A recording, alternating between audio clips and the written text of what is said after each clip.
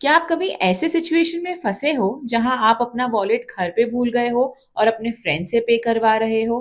अब ये इमेजिन करो कि अगर आपका फ्रेंड कहे, श्योर मैं भर देता हूँ पैसे, लेकिन अगली बार मुझे 15 रुपए ज्यादा देना। इसी एक्स्ट्रा अमाउंट को हम इंटरेस्ट कहते हैं।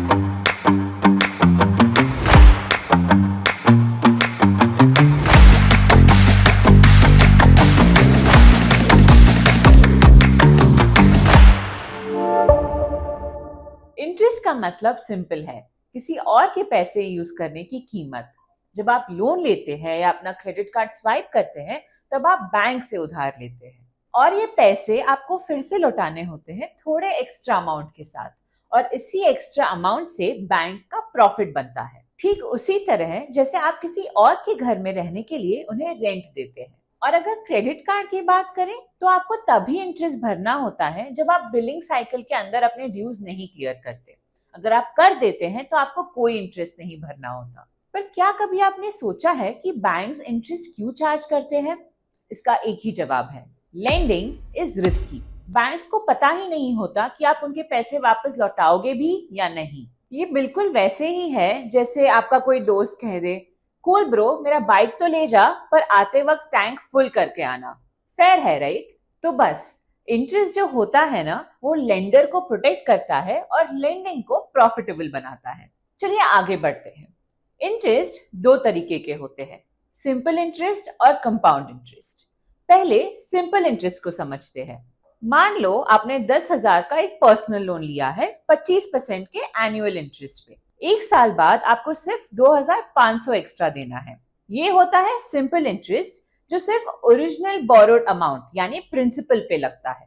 पर जब क्रेडिट कार्ड्स की बात आती है तब कहानी थोड़ी अलग है। मान लो महीने के आखिर में आपका क्रेडिट कार्ड का बिल आता है 10,000 रुपए का, और आप सिर्फ 1,000 रुपए देते हैं towards the minimum amount due.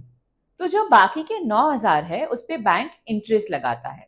इसीलिए अगले महीने आपको सिर्फ 9,000 नहीं, 9,000 प्लस इंटरेस्ट भी देना होता है।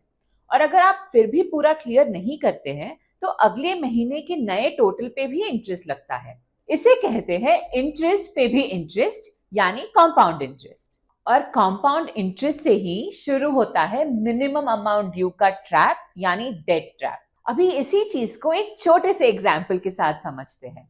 मान लीजिए आपका क्रेडिट कार्ड बिल है 5,000 रुपए का और मिनिमम अमाउंट ड्यू है 500 रुपए या 5%, जो भी ज्यादा हो। आपको लगता है कि आप बस 500 पे करके सॉर्ट हो जाएंगे, पर रियलिटी तो ये है कि आपने सिर्फ लेट फी अवॉइड की है ये मिनिमम अमाउंट ड्यू भरने पर, और बाकी अमाउंट पे तो इंटरेस्ट बढ़ता ही रहेगा, और इसे ही हम कहते हैं रिवॉल्विंग इंटरेस्ट। ये बिल्कुल आपके इलेक्ट्रिसिटी बिल के जैसे है। अगर आपने एक महीने बिल नहीं भरा तो अगले महीने बड़ा बिल आएगा पेनल्टी के साथ। इसी तरह जब आप क्रेडिट कार्ड्स के साथ डिसिप्लिन नहीं होते हैं तब उधार लिए हुए पैसे पर काफी ज्यादा अमाउंट भर देते हैं इंटरेस्ट के तौर पे। तो अब इसका सोल्यूशन क्या है? अगर आप क्रेडिट कार्ड्स यूज करते हैं तो हमेशा पूरा बिल क्लियर करिए, सिर्फ मिनिमम अमाउंट ड्यू नहीं। अपनी ड्यू डेट मिस मत करिए और अपना क्रेडिट यूटिलाइजेशन 30% से कम रखिए। और हाँ, सबसे इंपॉर्टेंट, उतना ही आप क्रेडिट कार्ड्स के थ्रू स्पेंड करिए जितना आप वापस लौटा सकें। देखिए, क्रेडिट बुरा नहीं है और ना ही कोई ट्रैप है, लेकिन इंटरेस्ट कैसे काम करता है ये ना समझना, ये ही असली ट्रैप है।